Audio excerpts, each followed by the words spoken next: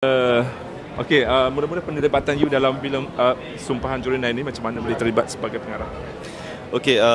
Saya Jason Chong, pengarah filem Jurunai. So saya didekati oleh Datuk Nancy Fu dan juga Datin Wendy dengan naskah. Sebenarnya research tu Jurunai pada asalnya ialah untuk sebuah dokumentari. Tapi mereka selepas pergi ke International Film Mart, ada minat untuk menjadikan naskah itu kepada sebuah filem. So dia sell the idea to me, macam mana nak adaptkan this research from documentary into film lah.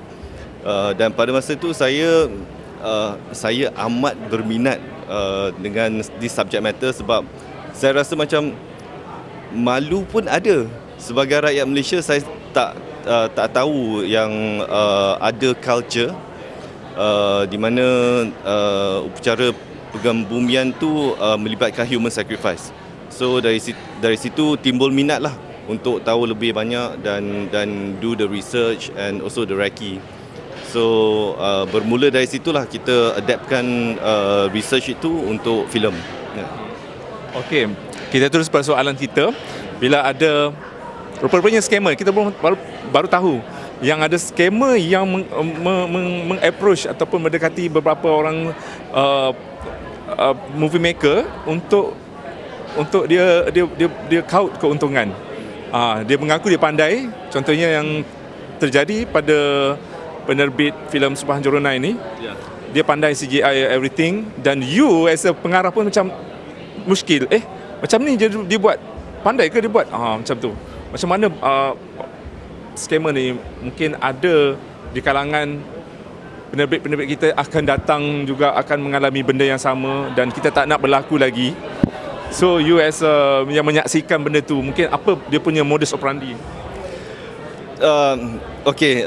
Saya ingin katakan dekat sini, sebenarnya niat producer tu bagus. Ya, sebenarnya dia niat tu untuk mendapatkan hasil kerja CGI yang bagus. Sebenarnya these producers, diorang pernah mengambil kelas VFX daripada this VFX director, so-called daripada Hollywood, yang dikatakan pernah terlibat dalam banyak filem-filem Hollywood yang besar, kan? So maka dia ingin terlibat awal dari segi creative development, pre-pro dan sebagainya, dan memberikan input-input di mana dari awal lagi saya dah terasa macam sedikit muskil, kerana daripada naskah yang kita ada, dia ingin mengubah pembikinan filem itu kepada more to studio VFX punya filem. Sebagai contoh, like Life of Pi, Jungle Book, di mana you boleh buat je kat mana-mana, sebab the rest of the story world dia akan create in VFX. So pada saya tak setuju, kerana kalau kita buat macam ini, maknanya I am too over CGI dependent, dan saya akan hilang creative control dari situ. So kita berkeras juga untuk buat live action shoot di location. Nasib baik. Kalau tidak, saya rasa filem ini tak siap. So dari situ saya rasa macam dah ada kemuskilan. Kenapa dia ingin menolak filem ke arah itu, kan? So dan selepas kita buat pre-pro, kita buat penggambaran dan sebagainya, saya ingat lagi masa tu the first yang saya potong ialah teaser. Yang dia buat tu teaser, dan saya bagi VFX work kepada dia. Dan dari situ saya dah nampak dia punya workflow sangat lain daripada apa yang kita ada. So di mana dia ada menyimpan database dia sendiri, all the rushes dan sebagainya. dan dia telah menukar all the clip number kepada scene number mengikut conti sheet. So pada saya itu bukan standard operating post flow yang kita biasa praktiskan, ya. So maka saya question kenapa dia buat begitu. Dan dia kata dia ada workflow dia sendiri. Okey, saya bagi benefit of the doubt, dan saya ialah seorang yang saya tidak kisah saya bekerja dengan siapa. Saya hanya menilai dari hasil kerja. So bila the first batch of hasil kerja VFX tu masuk, saya dah nampak hasil kerja tu macam budak sekolah. Okey. So di sini ada dua kemungkinan. Satu ialah dia memang ada skill set, tetapi dia tak nak buat dan dia hasilkan kerja macam budak sekolah. Itu tidak profesional, ya. Dan kedua, dia memang tak ada skill set dan sebaik yang dia buat itulah hasil dia. Itu juga tidak boleh, it's not acceptable. Itu juga tidak profesional sebab dia ambil kontrak sebagai VFX director yang kononnya dah pernah buat all these big Hollywood film. So dari situ saya dapat this feeling yang dia sebenarnya sengaja melengah-lengahkan kerja. Selepas saya dapat tahu dia sebenarnya dibayar setiap minggu. Dia dibayar oleh siapa? Dia dibayar oleh producer setiap minggu. Gaji dia setiap minggu. Gaji dia setiap minggu dan tidak ada cap. So maknanya dia punya dia nak terlibat dari awal in development dan ni. So baru saya faham kenapa dari awal lagi dia cuba melengah-lengahkan kerja kita supaya the project is dragged to the longest possible. So lagi banyak dia dapat. Lagi banyak dia dapat. So dari situ saya dah cuba bagi tahu producer yang inilah yang saya nampak, inilah yang saya tak boleh terima hasil kerja yang sebegini. Tapi mereka cuba juga bekerjasama dengan VFX director ni, dan pada saya the last draw is bila dia pergi ke India dan dari situ dia siapkan 200 lebih VFX shot, dan bila saya nampak hasil kerja dia, all the hutan punya replacement is a single frame background. Maknanya dia tak bergerak langsung, dia macam still photo. Itu budak sekolah boleh buat. Faham tak kenapa kita perlukan VFX director? So maka kita buat satu video call dengan Post House India dan kita soal kenapa hasil kerja dia begini. So jawapan mereka ialah VFX director itu bercakap dia ada kata putus mutlak atas hasil kerja. Tidak payah go through producer, tidak payah go through director. Saya tanya dia balik, pernah tak awak ambil apa-apa projek yang kata putusnya tak perlu go through producer ataupun director? Dia kata tak pernah. Dan kenapa kes ni awak percaya kata dia? Kan? Dan inikah hasil kerja yang awak mampu buat? Mereka tidak boleh menjawab. So saya reject all the 200 over VFX shot. Dan kita panggil semula the VFX director balik daripada India untuk meeting dengan kita. So dia balik dia sampai ke KLIA, dan di KLIA dia terus beli tiket, dia balik ke US. Tanpa perjumpaan pun. Maka sampai hari ini tak pernah ada penjelasan yang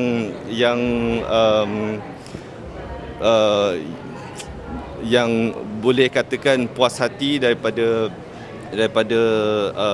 VFX director ini kepada producer lah.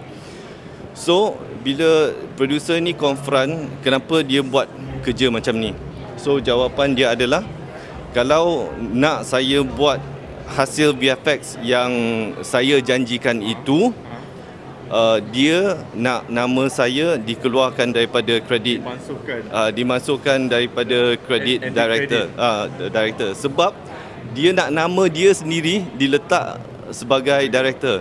Sebab dia kata kalau saya buat VFX yang cantik macam ni, korang akan menang anugerah, dan saya tak nak Jason menang anugerah, saya nak kita menang anugerah.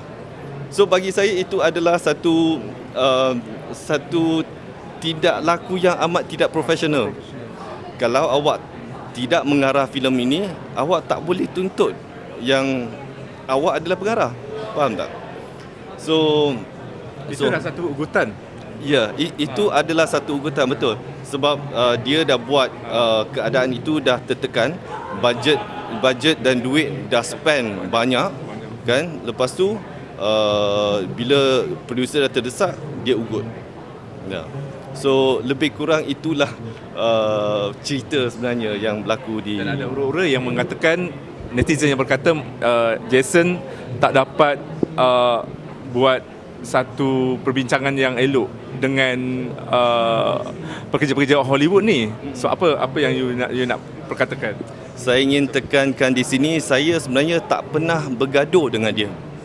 Dari hari yang saya persoalkan workflow tu, saya cuma point out all the benda-benda yang di luar SOP, kenapa dia buat begitu. You berhak untuk menegur. Ya, sesuatu. You as a director, you berhak. Correct. Saya berhak untuk menegur. Dan saya tak pernah bergaduh dengan dia, saya tak pernah tak boleh kerja dengan dia. Bagi saya, macam yang saya kata tadi, saya cuma menilai hasil kerja. Saya sebenarnya tak kisah awak nak buat workflow luar biasa pun, kalau katakan hasil kerja dia macam Spider-Man, Avengers and all this, please, by all means, buatlah macam mana kan. Sebab saya tahu kalau hasil kerja apa yang dia dah janjikan dekat pre-pro, kalau kita dapat, kita akan dapat satu filem yang sangat sempurna.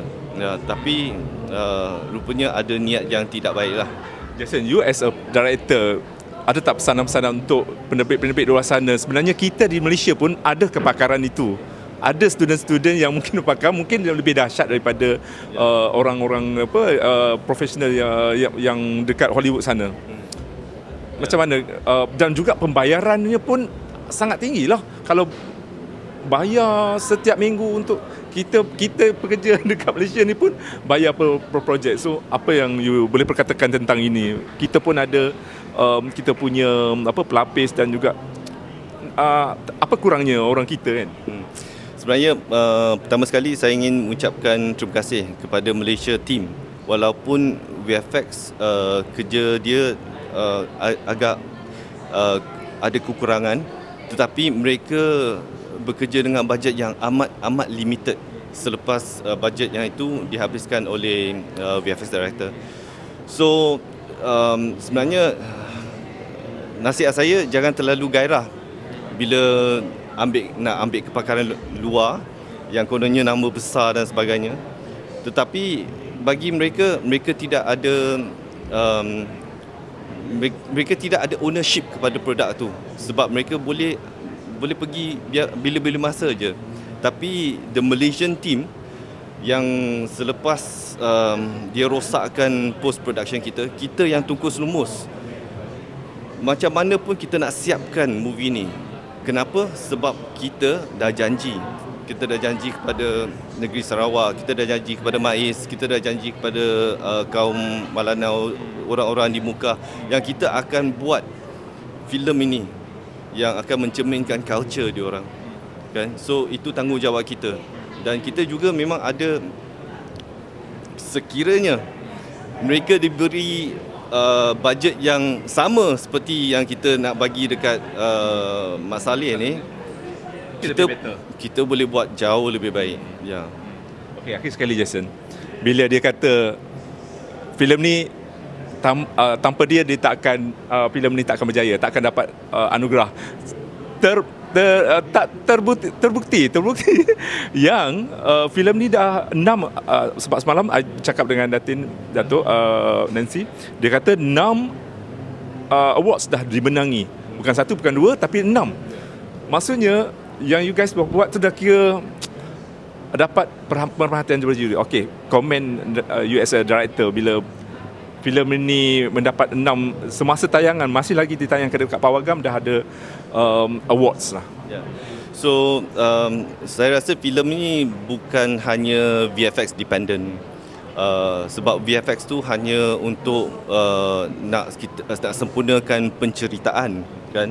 So sebenarnya kekuatan filem ni adalah pada cerita, ada pada lakonan, story world dan juga perjalanan karakter tu, macam mana mereka discover the ancient culture of Malanao. So filem ni ada kecantikan dia sendiri, walaupun CGI dia tidak sempurna. Sebab in term of horror element, in term of entertainment, semua ada. Karakter-karakter dia sungguh warna-warni kan, dan menghiburkan lah. So saya rasa ini telah dibuktikan sebab kita dapat award filem terbaik, director terbaik dan juga skor sinematografi terbaik dan juga skor muzik terbaik. Ya, so itu adalah elemen-elemen yang saya rasa menonjol dalam filem ni, walaupun VFX dia ada kekurangan. Ya. Okay, thank you so much. Alright. Thank you, nice. Oh my god. Kalau nak cerita dari